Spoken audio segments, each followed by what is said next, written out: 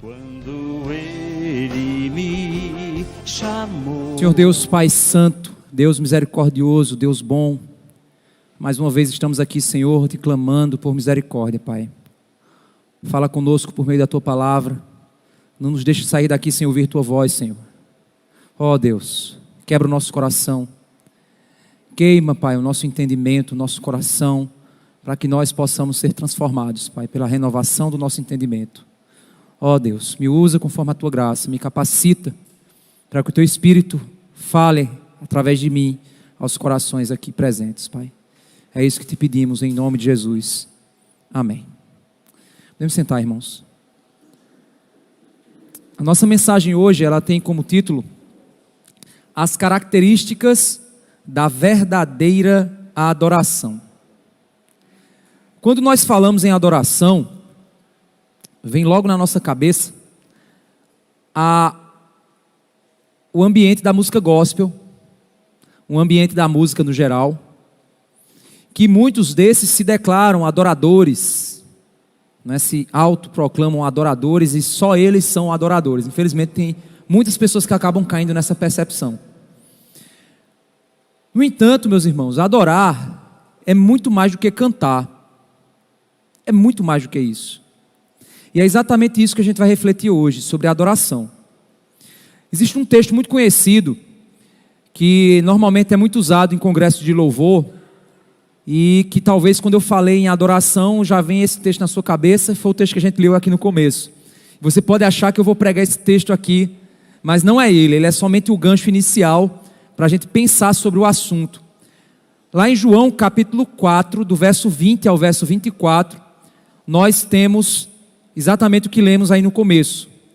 Quando, vamos ler a partir do 20, né, que é quando a mulher ela chega para Cristo e responde: nossos pais adoravam neste monte, mas vocês dizem que em Jerusalém é o lugar em que se deve adorar. Jesus respondeu: mulher, acredite no que digo, vem a hora em que nem neste monte, nem em Jerusalém, vocês adorarão ao Pai. Ou seja, não é um lugar. Vocês adoram o que não conhecem. Nós adoramos o que conhecemos, porque a salvação vem dos judeus. Mas vem a hora, e já chegou, em que os verdadeiros adoradores adorarão o Pai em espírito e em verdade, porque são esses que o Pai procura para seus adoradores. Deus é espírito, e é necessário que os seus adoradores o adorem em espírito e em verdade. E aí nós podemos nos perguntar: será que nós somos verdadeiros adoradores? O que seria adorar ao Pai em espírito e em verdade? Vamos pensar nisso agora?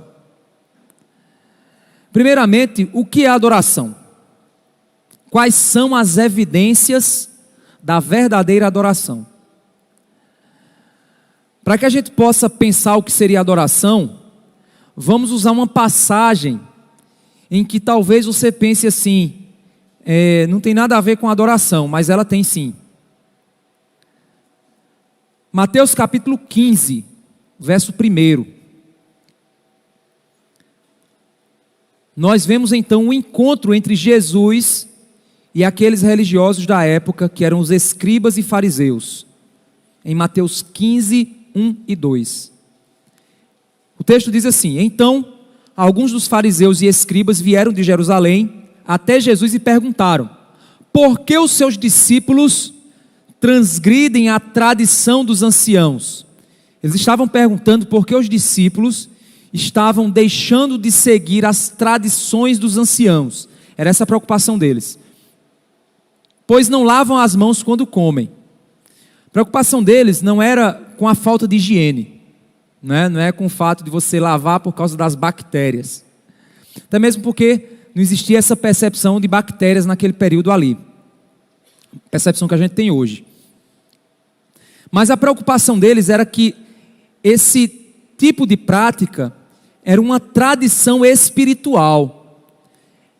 Eles estavam preocupados com um tipo de impureza espiritual que podia entrar na vida de alguém que comia sem lavar as mãos de modo cerimonial. Era essa a preocupação deles.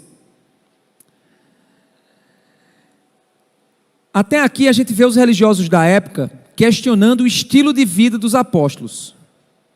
Com base em quê que eles questionam? Nas suas tradições, nos seus costumes. Aquilo que eles chamam de tradições dos anciãos. Quando a gente dá uma continuidade no texto, no verso 3, Jesus, porém, lhe respondeu: por que também vocês transgridem o mandamento de Deus por causa da tradição de vocês?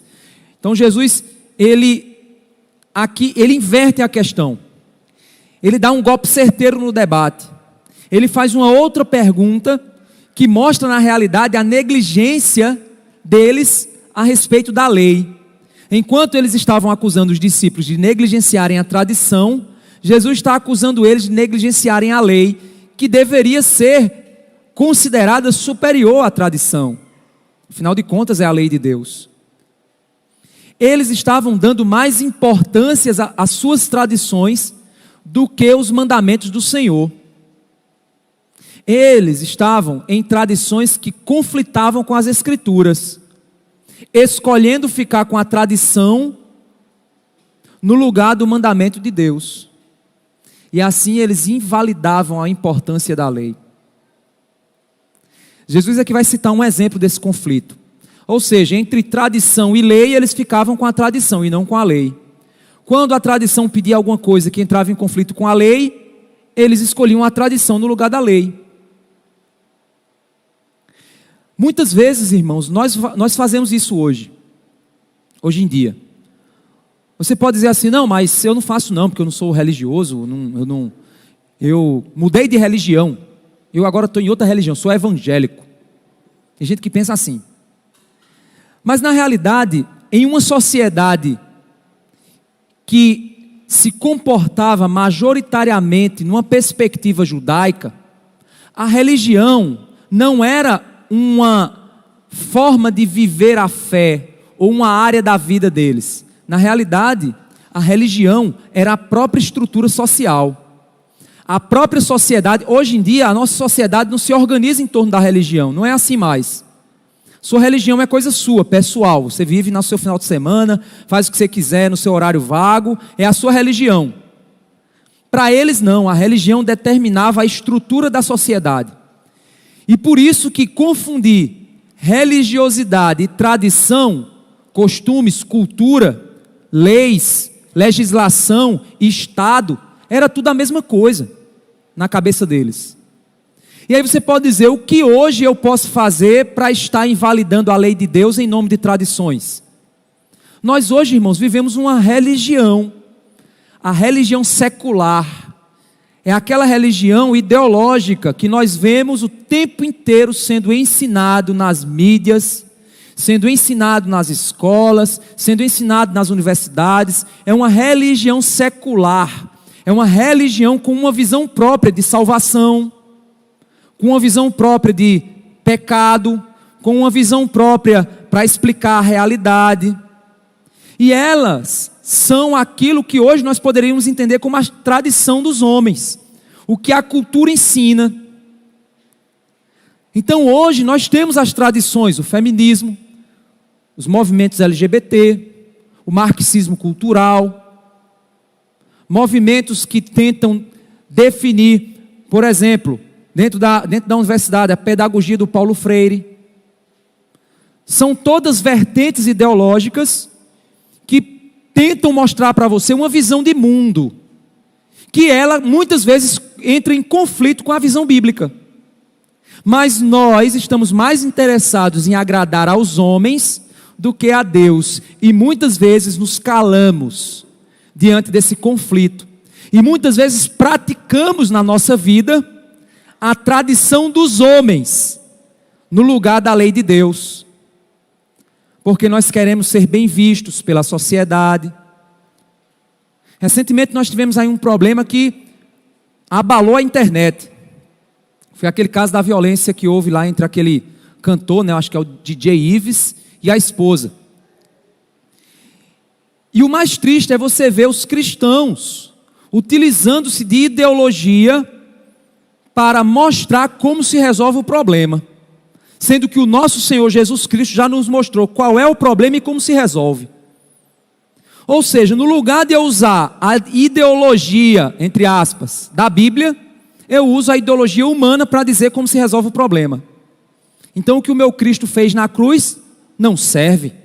Eu preciso de política para resolver o problema. Eu preciso de pesquisadores para resolver o problema.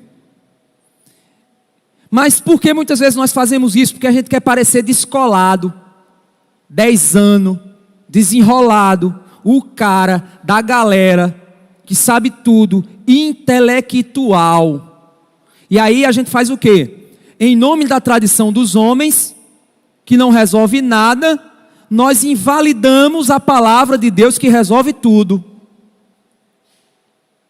Você pode não cair no lavar as mãos dos anciãos, mas você pode cair naquilo que hoje é dito sabedoria mundana. Você pode estar caindo nela. E quando ela entra em conflito com a palavra, você automaticamente cancela a palavra da sua vida e do seu dia a dia, da sua prática, e fica com a tradição dos homens para resolver o teu problema.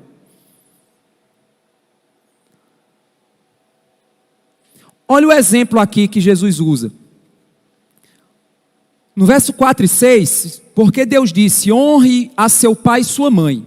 A lei de Deus diz isso. Quem maldisser o seu pai ou sua mãe, seja punido de morte. Vocês, porém, dizem que se alguém disser ao seu pai ou sua mãe: a ajuda que você poderia receber de mim é oferta ao Senhor, esse não precisará mais honrar seus pais. E assim vocês invalidam a palavra de Deus por causa da tradição de vocês. Deixa eu explicar para vocês o esquema. Qual é o esquema aqui? O templo de Israel, ele como Estado e religião, eles andavam muito junto.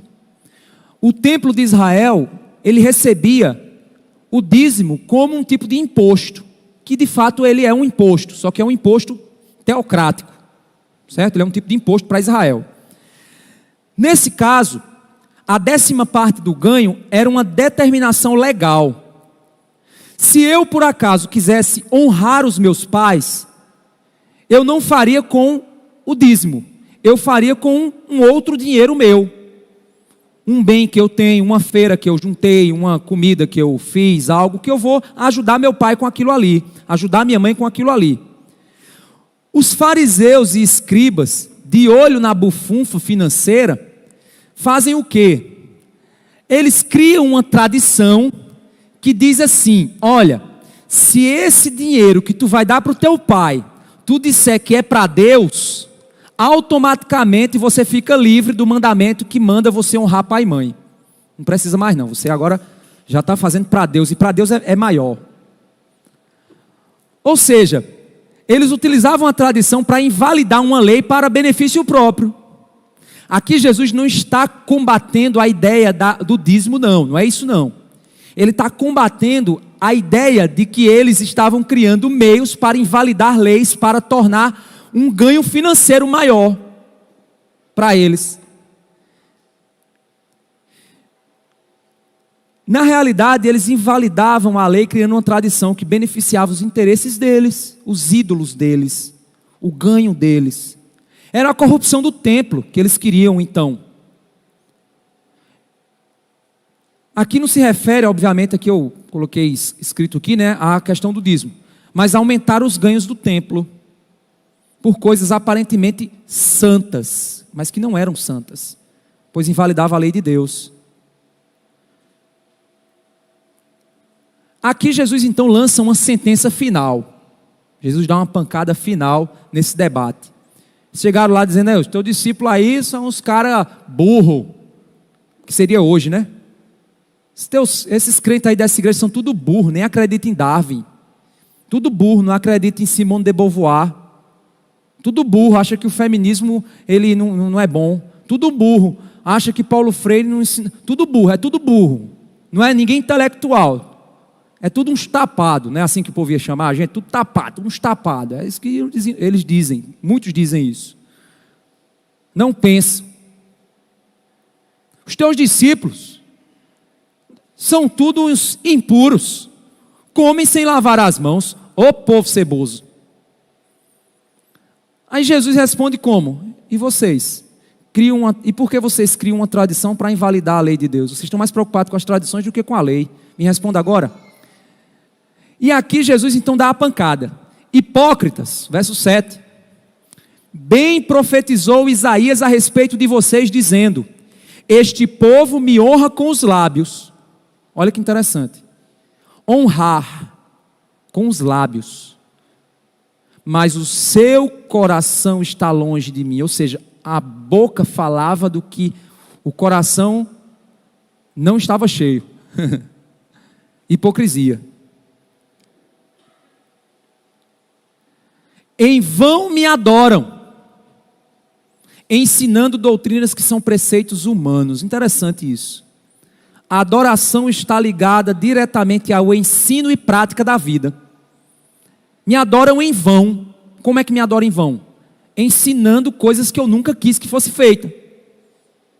Essa adoração de vocês é inútil, não provoca nada em mim, não é sincera, porque não vem do coração, vem de coisas externas que vocês querem mostrar para o mundo. Vocês querem comprar a salvação, vocês querem fazer coisas para merecer. Vocês fazem com a boca, mas não é o que o coração de vocês deseja. O coração de vocês deseja outra coisa. Um povo que honra com os lábios, mas o coração está longe. Hipócritas. Demonstram coisas que não são o que de fato está dentro deles. Poderiam, meus irmãos, ser louvores que nós cantamos na igreja. Tu és soberano. Mas você não crê nisso. Você canta que ele é soberano, mas você não está. Acha que não. Que tem coisa que ele não vai conseguir fazer. Rasgue elogios ao ser de Deus, mas o coração não acredita naquilo. Faz caras e bocas, mas de fato a vida íntima não é o que ele diz, não é o que ele canta, não é o que ele prega, não é o que ele ensina. Ele compara os atos religiosos deles com uma falsa adoração, uma adoração vã, uma adoração inútil. Sabe por quê? Porque não são os atos desejados por Deus, é apenas questões externas e culturais, tradições dos homens. Tradições essas em que eles se exaltam, se elogiam, suas obras humanas, mas não condizem com a vontade de Deus.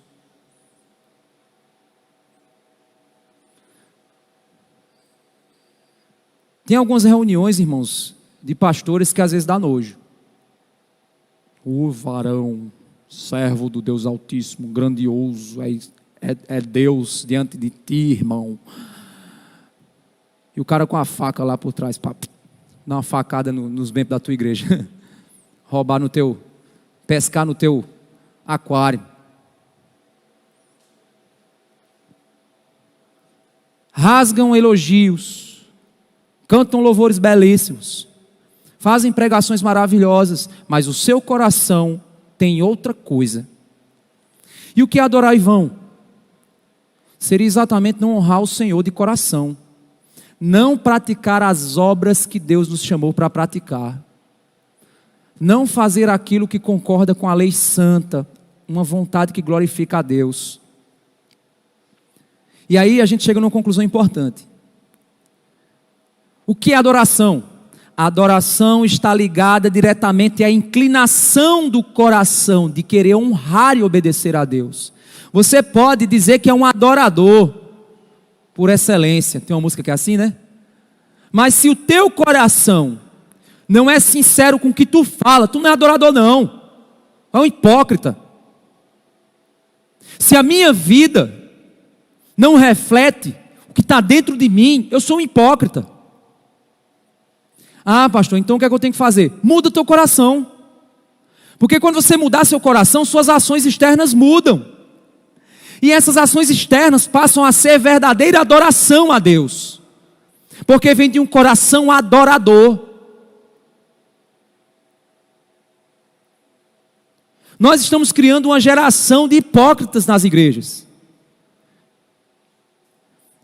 Meus irmãos, não se enganem, a gente vai ter muita surpresa. A gente vai ter muita surpresa na eternidade. Mas fulano cantava, fulano pregava, fulano era um hipócrita. Ele cantava para ser visto, ele pregava para ser exaltado. Fulano dava o dízimo ou a oferta porque ele estava interessado em receber de Deus em troca. Era isso que fulano era. O Deus de fulano era ele mesmo.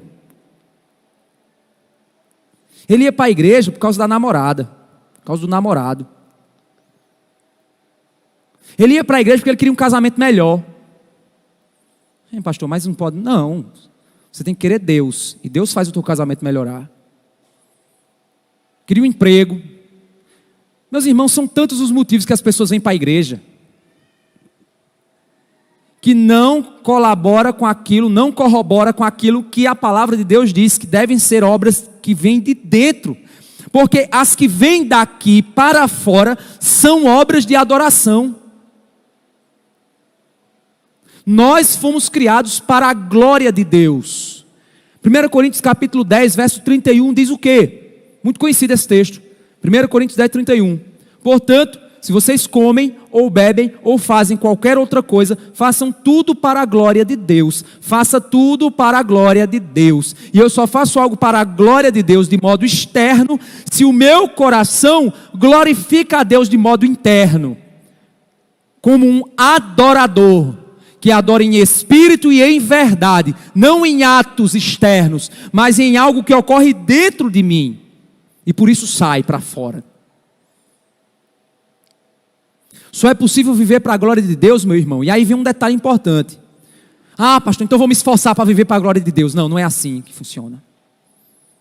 Porque se você se esforça para viver para a glória de Deus, você vai se esforçar para obter obras que te tornam uma pessoa melhor. Então você melhora por causa do teu esforço, não é por causa da graça.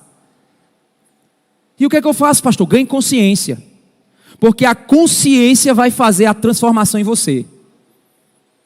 Quanto mais consciente do teu pecado, mais você vai entender a necessidade da graça. E quanto mais você entender o que é graça, mais a graça opera em você. Só é possível viver para a glória de Deus, meu irmão, quem nasceu de novo. Se você não nasceu de novo, você não vai viver. Quem foi regenerado pelo Espírito Santo, ocorreu uma mudança dentro. Por que a gente vê tanto crente fazendo coisa errada por aí, meu amigo? Porque o cara não mudou dentro dele, não. Ele só faz porque o pastor viu. Ele só faz porque o irmão da igreja está vendo. Ele só faz porque ele quer ganhar alguma coisa. O motivo dele não é Deus, é o próprio ganho, é a própria imagem. Ele só se preocupa consigo mesmo.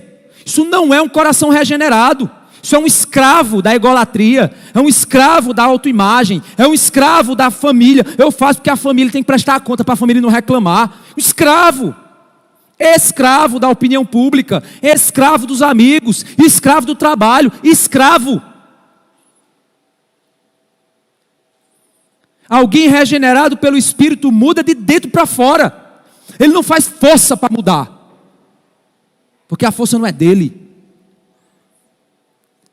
Só é possível viver para a glória de Deus quem nasceu de novo, quem foi regenerado pelo Espírito, quem se tornou uma nova criatura e, por isso, ganhou um novo coração. Porque, meus irmãos, o coração, ele é o centro da adoração humana. O coração, ele é o músculo adorador. É o músculo adorador. Se você não adora a Deus, você adora alguma coisa, porque você foi criado para ser um adorador. Entenda isso.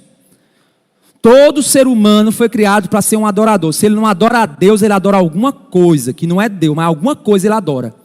A própria satisfação, a si mesmo, sua imagem, o filho, a mãe, o pai, o trabalho, ele adora alguma coisa. Ele ama alguma coisa, quando ele não ama a Deus. Quando ele não adora a Deus, ele adora alguma coisa. Por isso que a conversão é uma mudança de coração. Ezequiel 36, verso 25 a 27, diz o seguinte: então aspergirei água pura sobre vocês, e vocês ficarão purificados. Eu os purificarei de todas as suas impurezas e de todos os seus ídolos. Eu vou limpar você da sua idolatria. Eu vou limpar você da falsa adoração. Eu lhes darei um coração novo. Porei dentro de vocês um espírito novo. Tirarei o coração de pedra e lhes darei um coração de carne. Eu vou dar um músculo novo da adoração. E o que esse músculo vai fazer? Porei dentro de vocês o meu espírito e farei, não é você que faz. Você entrega a sua vida a Cristo e Ele faz. E farei com que andem nos meus estatutos, guardem e observem os meus juízos. Ou seja, as obras que vocês vão praticar serão obras de verdadeiros adoradores. Não porque vocês querem, por força própria, mas porque eu dei a você um coração novo. Eu pus um espírito dentro de você. Eu virei você ao avesso e transformei você em alguém vivo,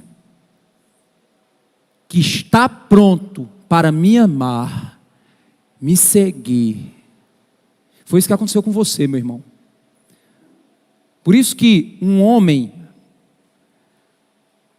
ele pode acordar pela manhã, a mulher chegar para ele e dizer assim, bota o lixo lá fora. Ela diz, eu estou atrasado, tá. E vai com a maior ignorância para ela, dá uns gritos, e vai para o trabalho, se sentindo o cara mais justo do mundo. Aquela mulher mereceu, eu dei uns gritos nela, ela andou o lixo de última hora, eu já atrasado, e foi lá.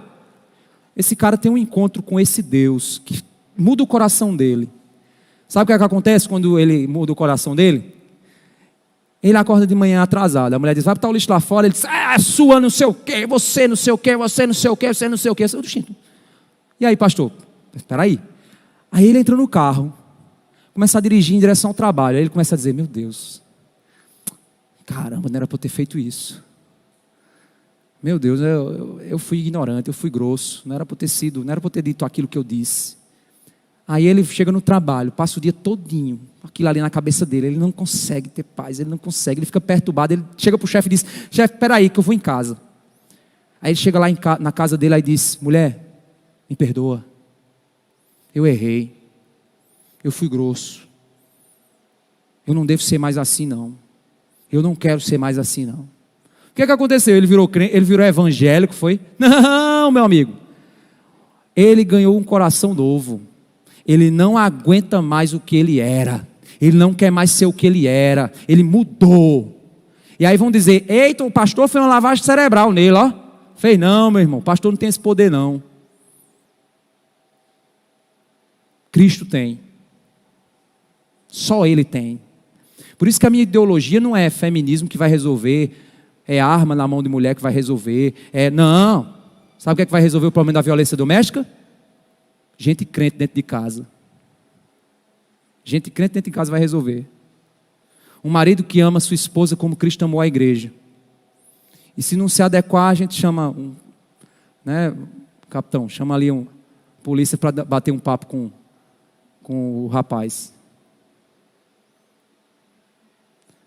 Mas isso é o que muda. Sem um novo coração, somos escravos das nossas idolatrias. A idolatria é o maior inimigo da verdadeira adoração. Sabe por quê? Porque a idolatria, ela põe no lugar de Deus alguém que disputa a adoração do teu coração. O teu coração é adorador, é um músculo adorador. O que é que a idolatria faz? Tira Deus e põe outra coisa no lugar, para que esse músculo bombeie a adoração na direção dessa coisa que você colocou lá. Por isso que Ezequiel 14:3 diz assim: Filho do homem, estes homens levantaram ídolos em seu coração e puseram diante de si tropeço que os leva a cair em iniquidade.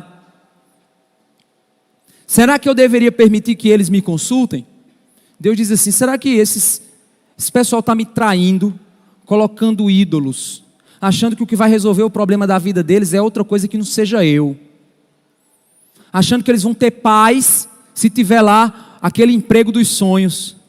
Achando que vai ter segurança se ele fechar todas as portas da sua casa. Aí pronto, nenhum ladrão vai entrar na minha casa. Eu estou em paz, estou seguro. Qualquer outra coisa que eu ponho no lugar de Deus é um ídolo do meu coração. Um verdadeiro adorador, ele precisa estar capacitado a cumprir pelo menos o primeiro mandamento. Não terás outros deuses diante de mim. Primeiro mandamento. Ele precisa fazer isso no coração dele, cumprir pelo menos o primeiro. E só com o coração novo ele consegue, com o músculo preparado para receber o Senhor. Ele tem que não confiar em nada, não desejar nada mais que Deus em sua vida, o Senhor, a provisão de Deus. Ele tem que dizer assim: eu posso perder tudo, contanto que eu não perca o meu Deus.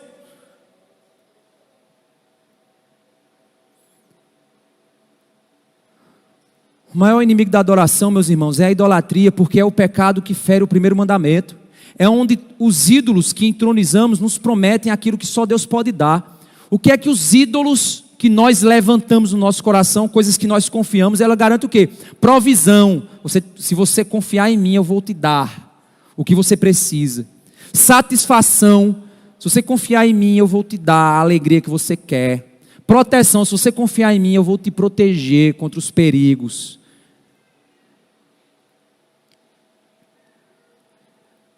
E é interessante, irmãos, que quando a gente olha, esse é o mesmo mecanismo da tentação que ocorre com Cristo lá no deserto. Lá em Lucas capítulo 4, a partir do verso 1, vamos dar uma olhada lá. O texto diz: Jesus, cheio do Espírito Santo, voltou do Jordão e foi guiado pelo mesmo Espírito no deserto. Lucas 4, do 1 ao 4. Durante 40 dias sendo tentado pelo diabo. Nada comeu naqueles dias, ao fim dos quais teve fome. Jesus estava aqui precisando daquilo que há de mais básico na vida humana: comida. É o mais básico, gente. Você pode não ter nada, mas pelo menos tem que ter comida para sobreviver. Jesus aqui estava precisando da provisão mais básica da vida: comida. Então o diabo disse a Jesus: se você é o Filho de Deus, mande que estas pedras se transformem em pão. Mas Jesus lhe respondeu: está escrito, o ser humano não viverá só de pão. Jesus aqui ele foi levado como homem divino à sua condição humana mais extrema. Ele foi levado ao extremo da necessidade física. Mas ele estava num propósito do jejum. Qual é o propósito do jejum, meus irmãos? É você dizer assim: Deus, eu posso tirar tudo de mim, inclusive a comida, por ti, porque eu quero o Senhor mais do que minha própria comida, mais do que a própria satisfação do meu corpo. Eu quero o Senhor na minha vida. Isso é o objetivo do jejum. Por isso que a gente faz o jejum. E o que é que o diabo estava oferecendo aqui? Faz o seguinte: faz o teu jogo aí, Jesus, dá teus pulos aí, transforma essa pedra em pão e resolve o problema. E aí Jesus então ele afirma claramente que a provisão do pão na nossa vida não vem da minha vontade, da minha capacidade de fazer. A minha provisão vem do Senhor, porque não é de pão que eu vou viver, mas é da palavra de Deus, que me provê tudo o que eu preciso, inclusive o pão. O pão não é minha maior necessidade, Ele é minha maior necessidade. E o Senhor é meu pastor e nada me faltará, não do que eu quero, mas do que eu preciso. E eu confio que Ele é o meu pastor, que cuida de mim, que provê a minha vida tudo o que eu preciso. Então eu não preciso das bênçãos de Deus, eu preciso do Deus das bênçãos. Eu preciso dEle na minha vida. O problema, irmãos, é que nós pegamos as bênçãos de Deus e, como crianças, nos entretemos com as bênçãos e esquecemos o nosso relacionamento com Ele. Nós pegamos os nossos filhos e idolatramos os nossos filhos, e esquecemos do Deus que nos chamou para ser pai, mãe. Nós pegamos o dinheiro e curtimos a vida com o nosso dinheiro e esquecemos do abençoador, de honrá-lo, de viver uma vida para Ele, de agradecê-lo, de cultuá-lo aqui no domingo, que é tua obrigação. Nós pegamos as bênçãos de Deus e esquecemos rapidamente de Deus. Mas se você estiver numa UTI, dentro de um hospital, e impedido de sair, você lembra logo dele. E aí ele fica precioso demais para você. Você fica pedindo até: Deus, me tire daqui para eu voltar para a igreja todo domingo. Não vou faltar um culto, Deus. Hipócrita. Mentiroso. Você não está nem aí para Deus. Você quer só o que Ele pode te dar. Isso não é adoração, irmãos. Isso não é adorador. É isso que Jesus estava combatendo ali com os fariseus. Porque hoje as igrejas estão cheias de gente assim. O cara vem para a igreja porque quer melhorar a família, quer ter uma vida melhor financeira, quer resolver o problema dele. A nossa igreja tem feito um trabalho de aconselhamento bíblico. A gente tem feito esse trabalho, graças a Deus. Eu fiz a capacitação, depois trouxe a capacitação aqui para a igreja. Para a glória de Deus, famílias têm sido restauradas, pessoas têm encontrado o caminho do Evangelho. Aí isso começa a ser divulgado. Aí mais famílias começam a procurar. Quando foi uma vez, uma família veio me procurar: pastor, uma pessoa veio me procurar: pastor, minha mulher me deixou, me ajude, pelo amor de Deus. Aí eu estava envolvido com outra coisa e disse: rapaz, espera aí que eu vou. O cara me encheu, eu preciso da ajuda. Eu digo: tá certo, eu vou lhe ajudar.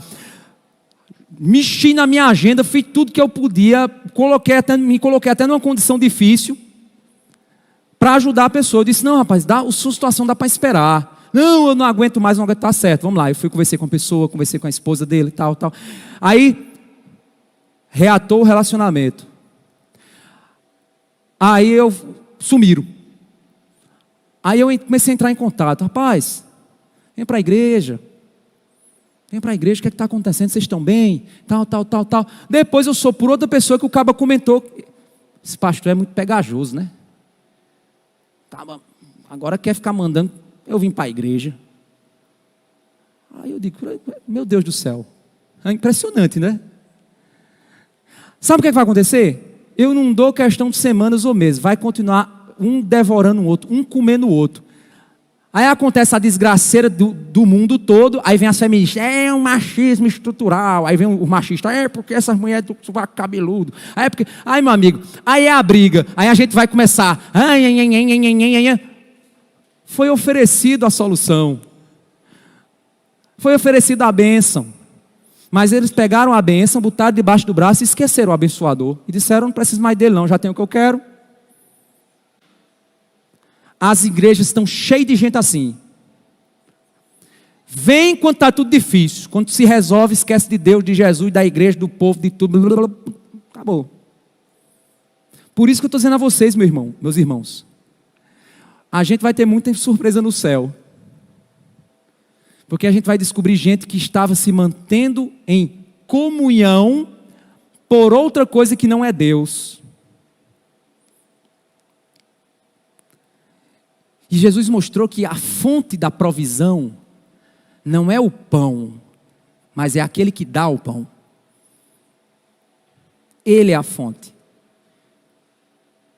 Aí no capítulo 4, no verso 5 e 8, o diabo levou para um lugar mais alto e no instante lhe mostrou todos os reinos do mundo e disse: eu lhe darei todo este poder e a glória destes reinos, porque isso me foi entregue e posso dar a quem eu quiser. Portanto, olha agora o que ele diz: se você me adorar, ou seja, se você tirar Deus do trono do teu coração, o Pai do trono do teu coração, e me colocar como teu provedor de poder, satisfação, alegria, tudo eu vou te dar. Porque, meu irmão, pode ter certeza, viu? Se você fizer um pacto com Satã, ele vai te dar um bocado de coisa dessa terra, viu? Mas salvação ele não te dá. Por isso que tem gente por aí que busca o evangelho da prosperidade, aí enrica, aí faz: eita, olha só, o fulano está abençoado. Tá não, meu amigo, ele está botando uma corda no pescoço, ele vai morrer por causa daquilo ali. Aquele é o Deus dele. Aquele é o Deus dele. Então o diabo oferece: se você me adorar, isso eu vou te dar. E aí Jesus responde: está escrito, adore o Senhor, seu Deus, e preste culto somente a Ele. Só Ele pode ser exaltado na minha vida. Só Ele é o meu provedor, só Ele é o meu Senhor. Eu serei o que Ele quiser que eu seja, e se Ele não quiser que eu seja, eu não serei. E feliz demais por não ser, por não receber, por não ter. Porque Jó, o que mais doeu para Jó, não foi perder tudo, mas foi o silêncio do Deus dele. Por isso que ele disse: eu sei que o meu Redentor vive. Ele estava falando para o próprio coração: eu sei que Ele vive, e por fim Ele se levantará sobre a terra, e na minha carne eu verei o meu Deus, porque eu creio que Ele é o meu Senhor, o meu provedor. Eu posso não entender o que está acontecendo na minha vida, pode estar doendo o que está doendo, mas eu sei que Ele é o meu Senhor, o meu Deus, é a Ele que eu exalto, é nele que eu espero, é Ele quem me dá tudo o que eu preciso. Não o que eu quero, eu não sou um reizinho, Ele é o rei da minha vida.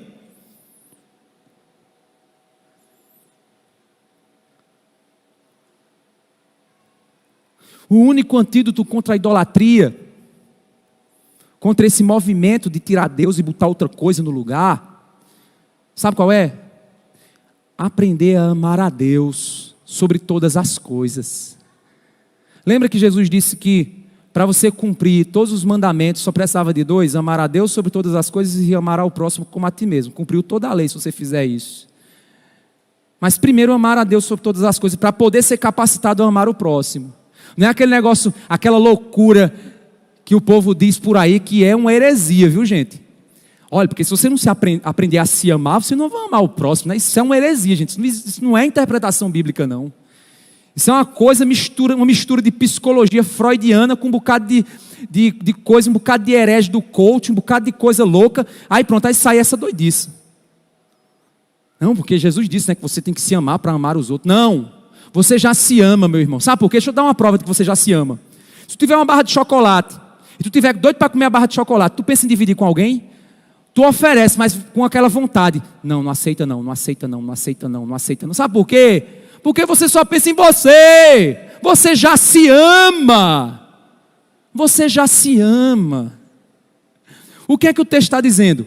Ame o outro. Como você já se ama, queira para o outro o que você já quer para você naturalmente. O que é que você já quer para você? Tudo. Primeiro eu, depois eu, segundo eu. Faça o seguinte, faça com que o outro também tenha o que você quer. O que é que você quer para você, queira para o outro.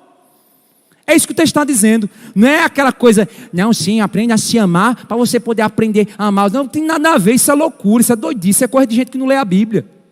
Fica trazendo coisa esquisita para dentro da Bíblia, para o povo bater palma. É a tradição dos homens que invalida a lei de Deus.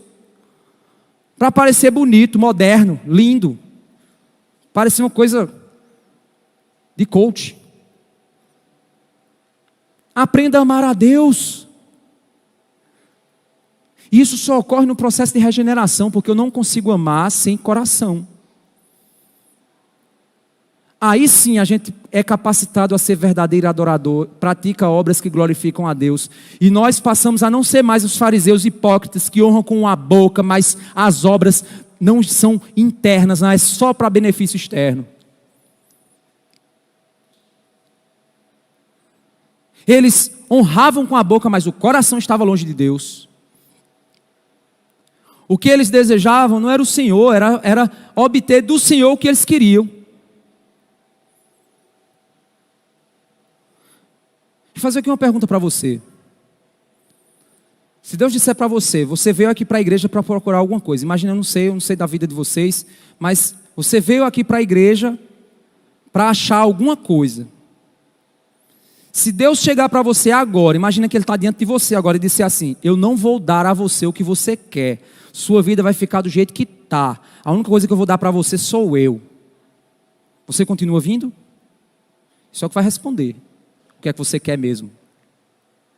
Quando nós queremos as coisas, mas não queremos Deus, nós perdemos Deus e perdemos as coisas. Quando nós queremos Deus, nós temos Deus e temos as coisas. Deu para entender? O problema é porque a gente quer as coisas sem Deus. A gente quer dinheiro sem Deus. A gente quer casa sem Deus, quer família sem Deus, quer casamento sem Deus, quer paz sem Deus, quer trabalho sem Deus. A gente quer sem Deus. E aí a gente perde Deus e perde aquilo. Depois a gente fica feito o cachorro correndo atrás do rabo, procurando saber onde é que está o problema.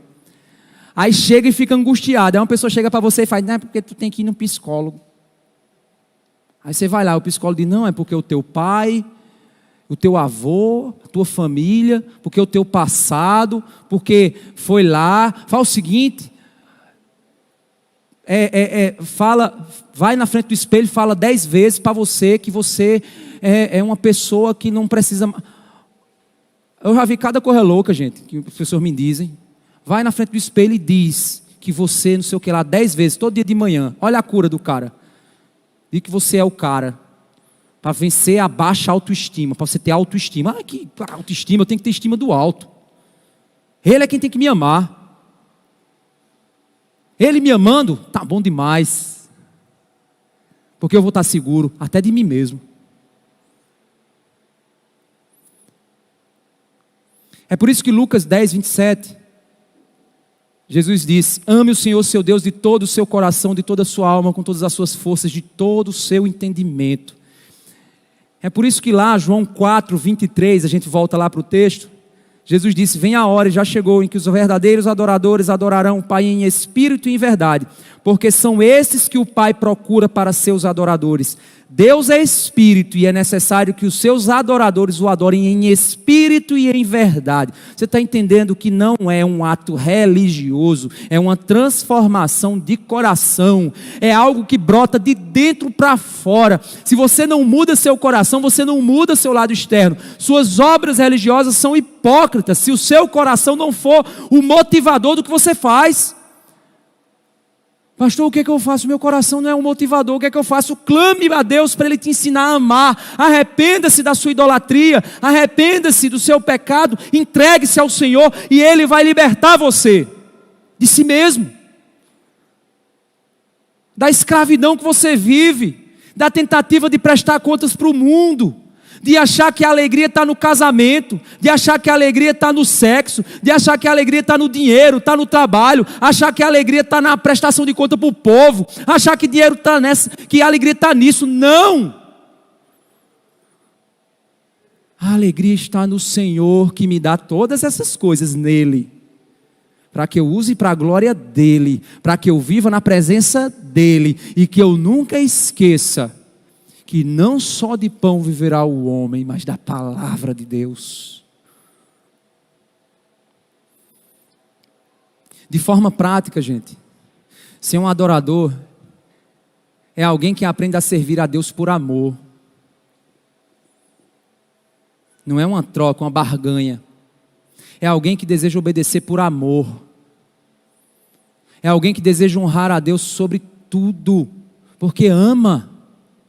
É alguém que sabe que pode não amar o suficiente e deseja ainda mais amar e diz: Deus, eu quero te amar mais e mais e mais. Senhor, transforma a minha vida, transforma o meu coração, eu não aguento mais, eu quero te amar, Senhor. Porque eu sei que se eu te amar eu vou ser transformado, os meus olhos vão ser abertos. Olha só essa história dessa mulher em Lucas 7, 44 a 50. E voltando-se para a mulher, Jesus disse a Simão: você está vendo essa mulher? Simão era um fariseu. Lucas 7, 44 a 50. Jesus disse: você está vendo essa mulher? Quando eu entrei aqui em sua casa, você não me ofereceu água para lavar os pés. Esta, porém, molhou os meus pés com lágrimas e enxugou com seus cabelos. Você não me recebeu com um beijo na face. Ela, porém, desde que eu entrei, não deixou de me beijar os pés. Você não ungiu a minha cabeça com óleo, mas esta, com um perfume, ungiu meus pés. Pois eu afirmo a você que os muitos pecados delas foram perdoados, porque ela muito amou. Mas aquele a quem pouco se perdoa, pouco ama. Então Jesus disse à mulher: os seus pecados estão perdoados. Os que estavam com ele à mesa começaram a dizer entre si: quem é este que até perdoa pecados? Mas Jesus disse à mulher: a sua fé salvou você, vá em paz. Compreender, meus irmãos, o perdão de Deus diante dos nossos pecados nos fazem amar ainda mais a Deus. Porque nós entendemos no Senhor por que fomos amados, se nós somos tão miseráveis pecadores. Como Deus é grande por amar alguém tão pequeno como eu. Como Deus é bom, como Ele é santo. Isso me leva a amá-lo ainda mais, isso me leva a adorá-lo, isso me leva a exaltá-lo, isso me leva a cantar louvores e dizer: ó Senhor, Tu és soberano sobre a terra, sobre o mar, Tu és o Senhor sobre a minha vida. Quanto menor nós nos compreendermos e quanto maior entendermos a Deus, mais adorador nos tornamos. Porque nós aprendemos que o único caminho para nós é amar quem nos amou. Não existe alegria e felicidade fora dele. Um coração regenerado aprende a amar, e as obras dele são obras de adoração, porque está vindo de dentro. Ele honra com os lábios, porque o coração dele está cheio do Senhor. Ele pratica porque o coração dele está cheio de Deus. Quando o crente está fazendo coisa errada, é porque naquele momento ali, ele tirou Deus do coração dele e pôs outra coisa no lugar. Ele está amando o seu próprio prazer, ele está confiando que alguma coisa pode dar para ele alegria. Essa é a nossa luta diária, meus irmãos. A sua luta é lutar uma batalha de afeto, uma batalha de coração. Essa é a tua luta todo dia. É você amar mais a Deus do que aquele pecado que você quer praticar. É você amar a Deus mais do que aquela decisão que você quer tomar, que você sabe que vai te afastar de Deus. É você dizer: Deus, eu vou fazer isso porque eu te amo. Eu vou decidir assim porque eu quero te honrar. Senhor, eu não sei o que vai acontecer com minha vida, mas eu quero fazer tua vontade.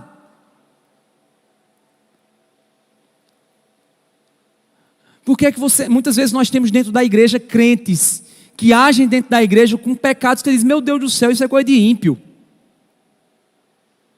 Sabe por quê? Porque ele endureceu o coração dele.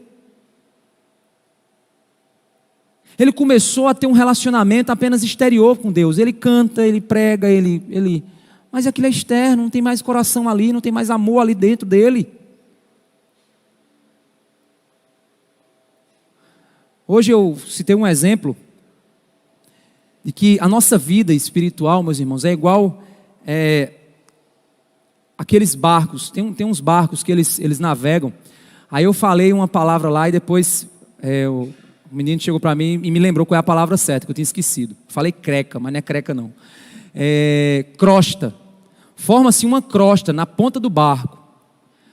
E aí a manutenção ela tem que ir lá e cortar essa crosta, porque à medida que o barco vai caminhando e aquela crosta vai se formando, o barco vai tendo que fazer mais força para poder andar com a mesma velocidade de antes, porque a água começa a formar aquela barreira para que a água passe. Então a manutenção é o quê? É você arrancar aquilo ali da frente do barco.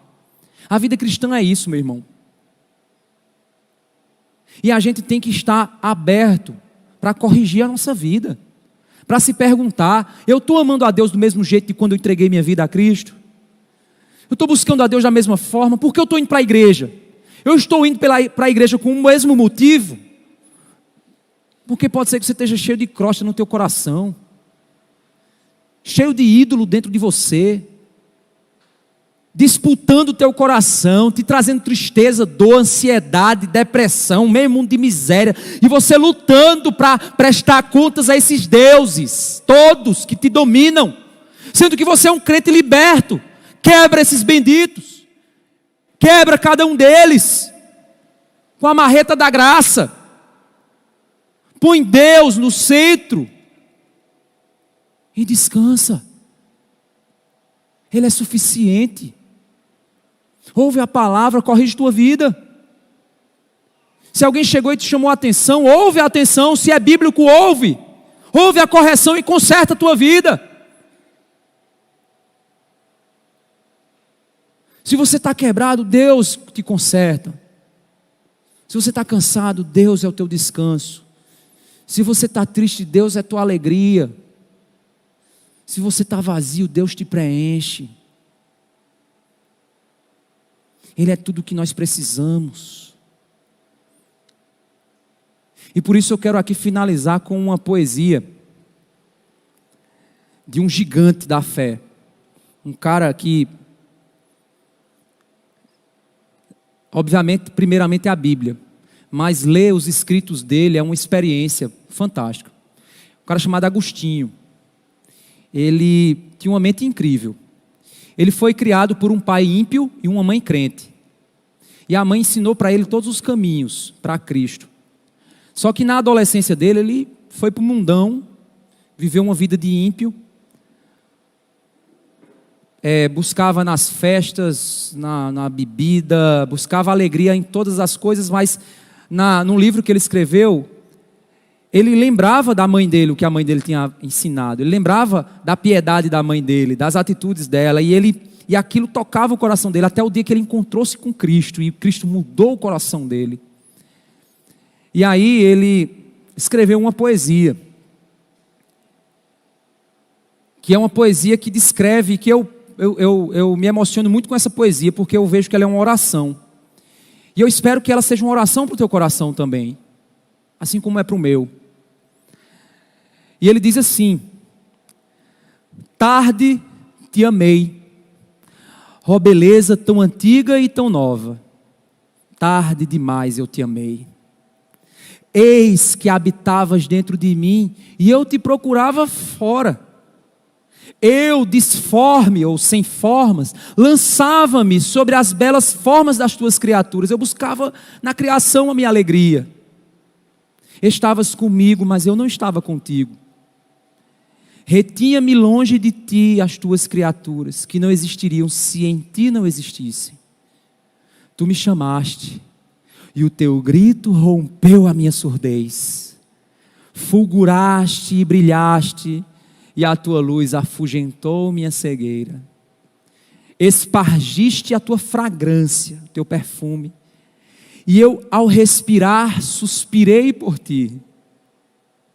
Eu te saboreei, e agora eu tenho fome e sede de ti. Tu me tocaste, e agora ardo no desejo de tua paz. Tem uma outra frase dele em que ele diz assim: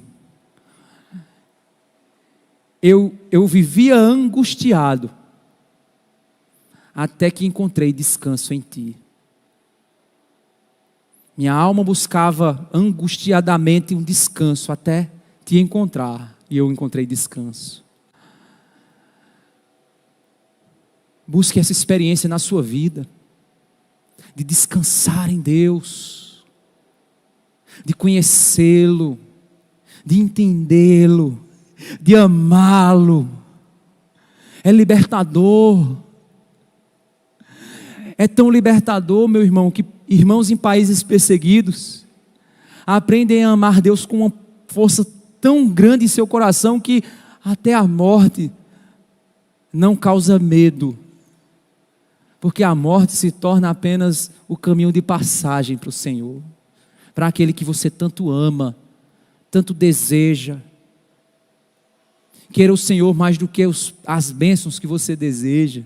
Queira o Senhor mais do que tudo na tua vida. Aprenda a amar. E você vai encontrar a verdadeira alegria. E você vai encontrar a verdadeira satisfação. Quando Ele me chamou,